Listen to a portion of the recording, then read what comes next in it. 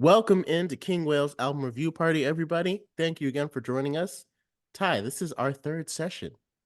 I didn't Like, think we'd make it this far. right? It's crazy. It feels like a milestone. It's only three episodes in, but still, partnering with somebody, it can be tough. So I think we should just take a moment and just really reflect on how great that is. Feels good to commit to something for more than two times. Right? Right? Especially in this world, especially being we're like zillennials, like we're kind of Gen Z, kind of like millennials. So it's a big accomplishment all Oh, the way around. uh, And God, I I hate that. I hate that term. You hate Zillennials? Zillennials. I don't think I've ever heard that before. I'm Man, do a I hate that. I'm gonna go ahead and issue an apology because I'm doing this even though I'm a little sick, but that just shows our commitment to reviewing these fantastic albums. The music is so good, you have to. You just have to, and it's okay. I've got orange juice right here, so I'm gonna get better. I'm a heal as the process goes on. But today we need to talk about an album by one of hip hop's finest MCs, and that is Lupe Fiasco. Your favorite MC. He is my favorite MC. He is my favorite artist of all time. He is the one that inspired me to make music in the first place. Any song that I do only exists because Lupe Fiasco exists. So, um, and today we're talking about an album he released. Was it 2 years ago? 2022 came out. It, yep, it was 22. Yep. Okay. And that was Drill Music in Zion. What a I really love. I really love this album. Like out the gate, I think it exists in one of my favorite Lupe records. In the hierarchy. Yeah, Yes. I think anyone that also knows me, from my friends from back home and stuff, when we're talking about Lupe, if I'm talking about my favorite albums, Tetsuo and Youth is always, I mean, I won't say always going to be number one, but it's right, it's the pinnacle to me. Hmm. Um, but Drill Music in Zion is definitely, I think, in his upper echelon. I really like how it's kind of a switch up in style because you don't really hear Lupe do jazz rap too much. I think that's why I Hmm. like Tetsuo and Youth so much because he did this song Little Death with Hmm. Crystal Torres, and it was kind of like his experimenting with jazz rap. And as a jazz musician, we came up on a lot of rap. Like I'd studied a lot of Trap Called Quest, Mos Def, Talib Kweli, those Hmm. jazz rap guys. The Roots, some of their first albums, hip hop, jazz. Hmm. Um, you don't hear it too much anymore. Like even the Roots have kind of gotten away from that style and kind of more of like a I can't really describe their style as much. They just kind of went like all hip hop. They kind of like took a lot of the jazz out of their hip hop, but it Hmm. feels really good to see Lupe kind of go back to that in 2022 when, the genre is over 30 something years old and everybody's turning to, all kinds of trap music. But it's like if you look at this album like on Wikipedia, it's listed as a jazz rap album. That's one of the categories. And it's really cool to see Lupe, put his stance on one of my favorite styles. And it really feels like a jazz rap album. I Mhm. I think um not just in having, brass or woodwind instruments like playing in the background, but I feel like conceptually it Mhm. feels like an album that was made to be a jazz rap album. Um, what a really interesting creation story of how it came to be. Doing a little bit of research for it, this album was made in 3 days, only 3 days, Mhm. which was even an extension. Lupe intended for it to only be one day worth of freestyles that turned into coherent tracks. And I think for a primarily freestyle based album to be turned into this really conscious, um, like lyrically tight set of Mhm. tracks, I think is very impressive and telling of Lupe's lyrical style and his prowess because he's able to turn these deep-seated thoughts that he's been having on the rap industry into incredibly poetic rap. Yeah, and I think like, especially one of my favorite songs on there. Um, I want to say on Them, the last song on there. Hmm. Um, I think you could tell that it was a freestyle, especially when his first verse, he just rappers die too much. That's it. That's the verse. And it's like you could kind of tell that like he came up with that on the spot and just decide, yeah, that's how this verse is going to go, because that's how powerful and that's how real this issue is in hip hop, where we just talk about guys dying like we talk about the sun rising. Like it's just natural. Like, but it's so, and I think Lupe sheds a lot of light on the topic of, because this is after Nipsey Hussle had recently passed, I believe, when this album had come out, and someone else had just died too. And Lupe's like, we can't, like, this can't become normal. Like, Hmm. you can't feel like this is natural. This is just the way hip hop goes. This is not natural. And so Hmm. I really love that song because I think that's something that really affects Lupe um throughout his life, throughout his time in hip hop. I mean, someone Hmm. brought up how many people died in Chicago. He got into a really big beef with Chief Keef over it because he was Hmm. talking about how many guys have died in Chicago, because it's Hmm. the murder capital of the world. And Lupe started crying, and he's like, I look at some of these lyrics and guys like Chief Keef that just talk about blowing a guy off his block, in every other song. And Chief Keef obviously didn't like that, but it Hmm. was a conversation that needed to be had because this death is not natural. It's not. It shouldn't be happening. Like you shouldn't have the same, and you don't have the same mortality, right? But like being a rapper shouldn't be as dangerous as like being a cop or something like that. You know what I mean? Hmm. I think what's really interesting to me is in an interview, Lupe was talking about how he doesn't necessarily hate that in music, people talk about death or murder. That is not the issue he takes, but very Mm-hmm. specifically, he has an issue with the real world effect that drill music seems to be having in the communities that it's developed in. That Right. it's not just talking about killing. It is directly tied Mm-hmm. to a lot of deaths for upcoming rappers. And he's right. It is absolutely tragic, but I appreciate where Lupe's coming from because he doesn't come from the position of just using this as an aesthetic of goodwill. I feel like if you look into like his personal life and what he does philanthropically with Chicago with the mural program that he runs with his sister Aisha Jaco, who has an absolutely killer opening track with Oh the Lion's yes. Den Oh yes. or Alliance Dean Mm-hmm. absolutely murders it with that poem and sets the tone for the entire Oh yes. album. Mm-hmm. He absolutely he feels this internally and is trying to do everything in his power to help empower um young kids in Chicago. Yeah.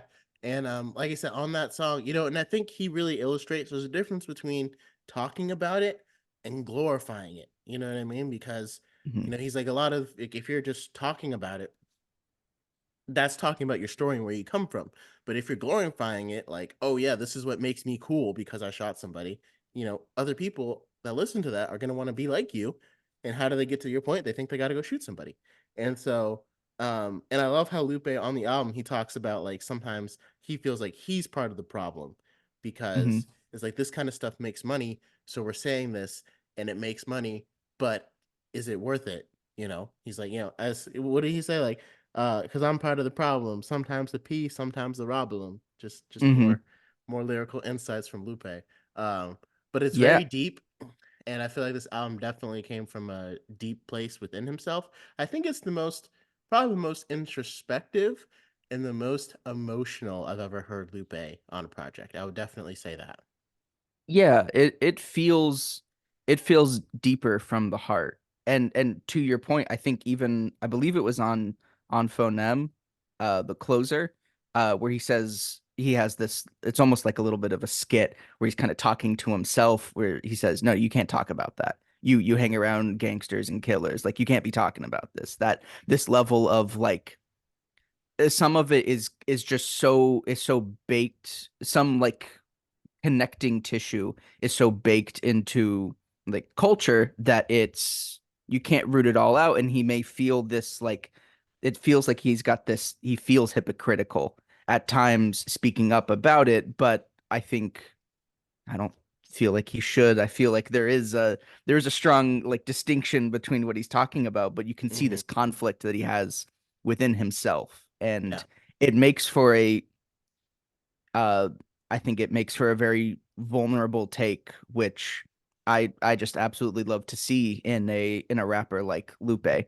For someone who is so thoughtful and introspective, to be vulnerable is just a beautiful and poetic combination that we get to see live in this album. And especially because, like you said, most of that came from freestyling. Because, Hmm. most rappers would have to dig. I'm not going to compare Lupe to other rappers, but like think about how many rappers would really have to dig inside their emotions to pull out something that deep. Like they don't just live Hmm. with that on their sleeve. They'd have to like really sit and think about it and write it out. But Lupe, he just freestyled it. And a lot of people Hmm. sometimes they get like they're surprised by like how good he is at freestyling, but Hmm. Lupe is a master. Like Ty Dolla Sign talked about this one song they came out with. It was either Next to It or Deliver, or it might have been both. But when Lupe was working with Ty Dolla Sign a lot of times, he was like, "Yeah." Lupe would just come to the studio and we'd play the beat, and he'd be like, "Okay," and he just freestyle the whole track, and then he'd be like, "All right, is that it? We good? That's it. That's the song." And I'm he like, was I like, got another place to be. and Ty Dolla Sign was like blown, like, how did you just come up with this off the top of your head? But he's just, he did a couple of freestyles on Sway in the Morning Hmm. that were absolutely incredible. And like his last project, House, that came out right before this, Hmm. super crazy story. There's a guy in Orlando named Kalen Ellis, a producer who's friends with a lot of the Orlando artists that I know, like Jason Channel, Scalco Music, stuff like that. And he posted a beat on Twitter, and Lupe just started Lupe found it and just started freestyling over it, and they made a whole project. And it's a guy in Orlando that knows a lot of the same artists I know, and it's like just the level of talent is insane, and it's very Which, clear throughout this entire album. which for quick context, that Orlando area is where Will and I are both from, and so Oh, I like may it not have feels mentioned that. Yeah, it's so strange that it comes from a place that is so close to home for us, and yeah, in a like you said, in a circle that you know a lot of people in, yeah. and Like so. I've been to shows and parties in Orlando, music parties and stuff, and he might have been there. I don't know for sure because I never got a chance to meet him in person. But like I said, Mhm. we ran in the same circles. We just never really intersected. So for him Right. to, and of course now he's like signed to a label and completely blown up because of the Hmm. beats that he did with Lupe. Hmm. So yeah. So how did you feel about there's no real features on this aside from Naira. Mm-hmm. I believe, is it a Chicago or Seattle? Is she a Chicago or Seattle based I think it's singer? Chicago. I think she's Was Chicago. it Chicago? Okay. I want to say I because may I most may of the just be people, being confused by the track Seattle that she's featured on. yeah, most of the Um, people that Lupe works with, he usually meets them in Chicago. okay. Yeah. But Uh, she had a very beautiful voice that I think added a lot of just a lot of power to some of the tracks that she's featured mhm. on. Autobado, Precious Things, and then of course my personal favorite of those, Seattle. Seattle. Yeah, I was gonna say I was about to bring her up too because I was like I think her voice added a lot to this entire project. I'm really glad that Hmm. Lupe, found her and kind of brought her out. And I think Seattle, I kept my promise to the streets. I think that's my favorite, feature of hers on here. And Absolutely. I think it's very clear what Lupe wanted to say by not having any rap features on the album because there's a few Hmm. times where he'll do that. Um, like on his fourth album, I believe it was the Cool, not the Cool, sorry, Food and Liquor 2. Not what I'm saying. Food and Liquor 2, he didn't have any rap features on there. He had features, but just no one else was rapping except for him. And then Hmm. he did the same thing on what album was that? Actually, it might be that one and this one and drill music. Because I think on some, I can't remember if he had any features on Drogus Waves. Can't remember if he had any rap features on that one.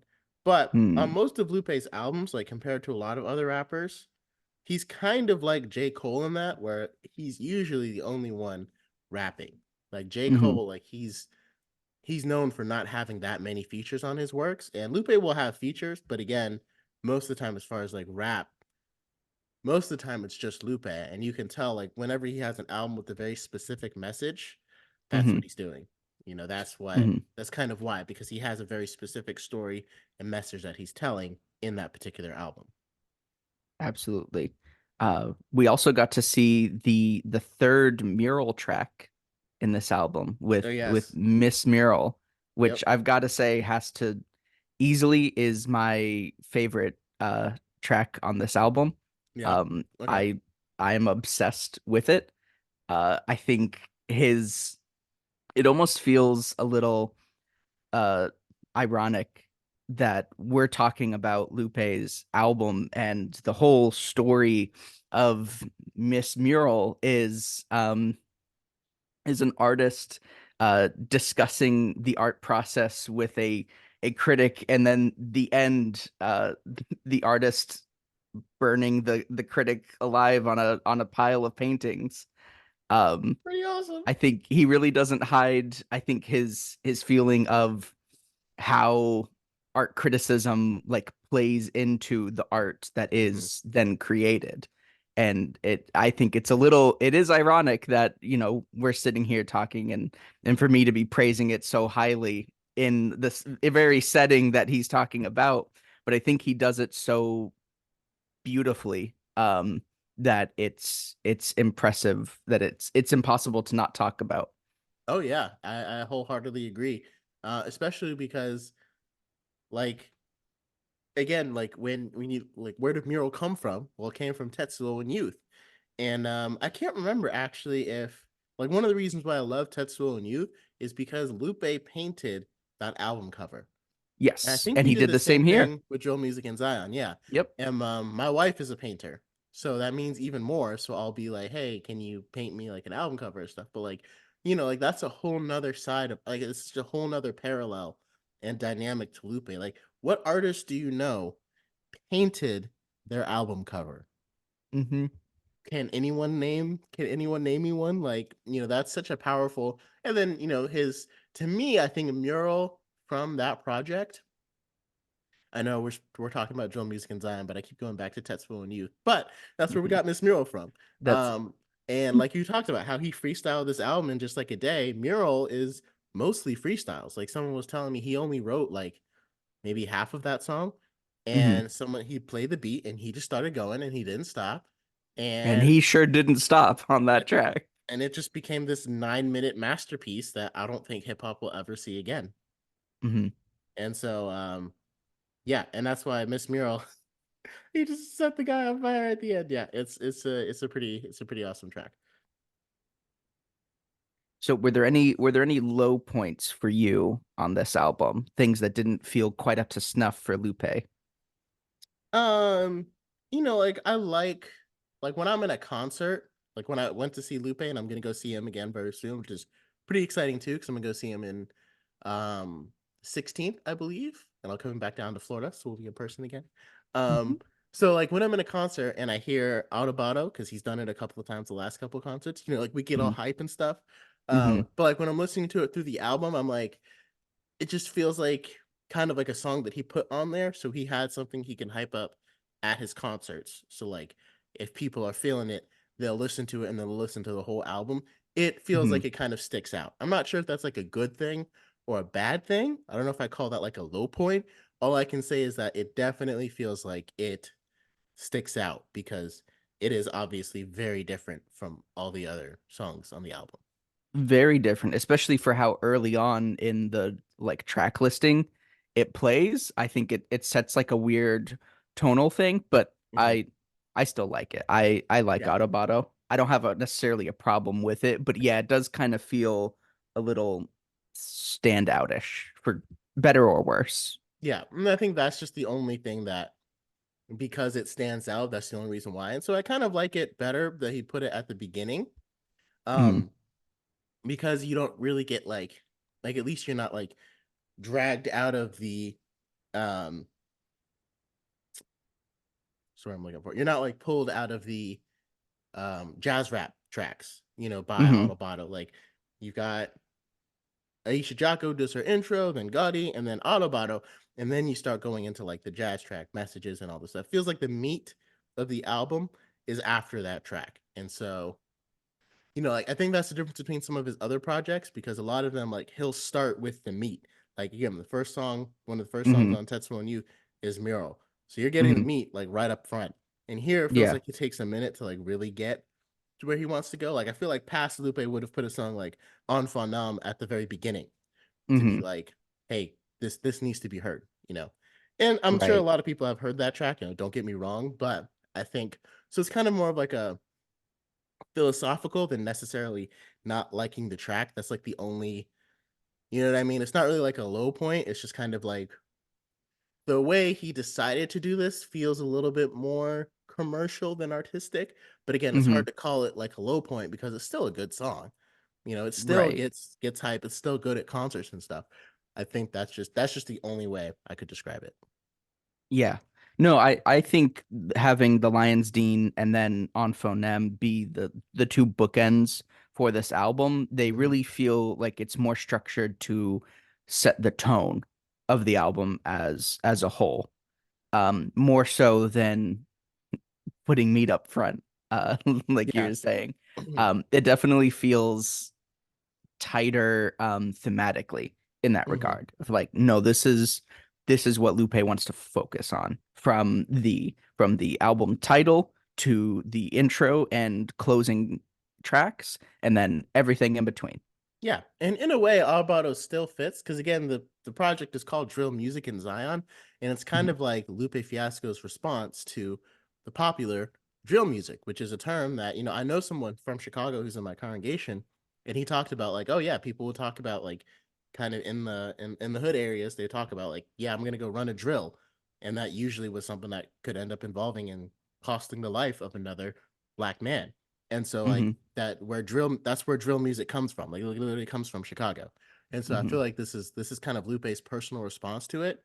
And Autobotto kind of follows that similar style, but you can tell he's talking about something on a completely different wavelength because he's on a different style with Autobotto than he is with Mhm. most drill music out there.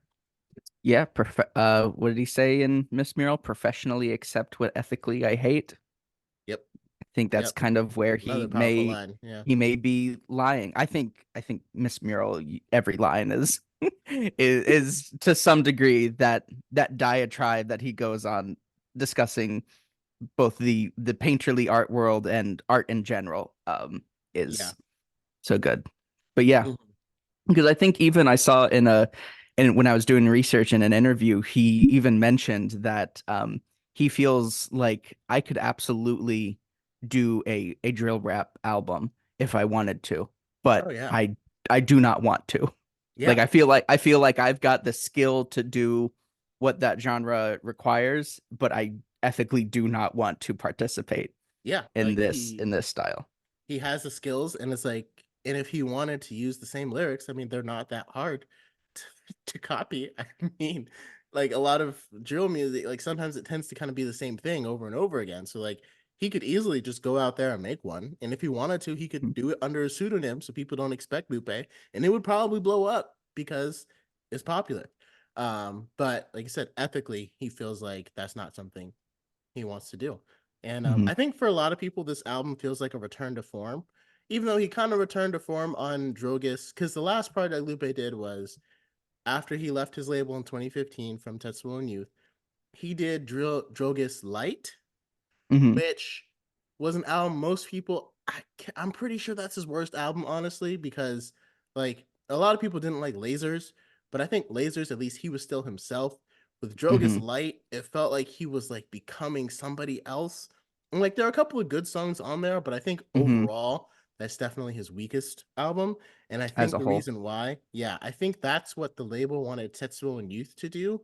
And in order for him to go and make his own songs that he really wanted to, I think he Hmm. had to release all of these songs on an album because he still like owed them money or something. Because I'm not exactly sure how label constraints work, but like if Uh-huh. they recorded all these songs for him and like they paid for it, basically Hmm. they'd be like, okay, you owe us like $500,000 because you recorded all these songs. So Lupe might have just been like, well, let me just release this album so I can try to make some of that back to go towards the proceeds. Or maybe he just gave them the proceeds from the album.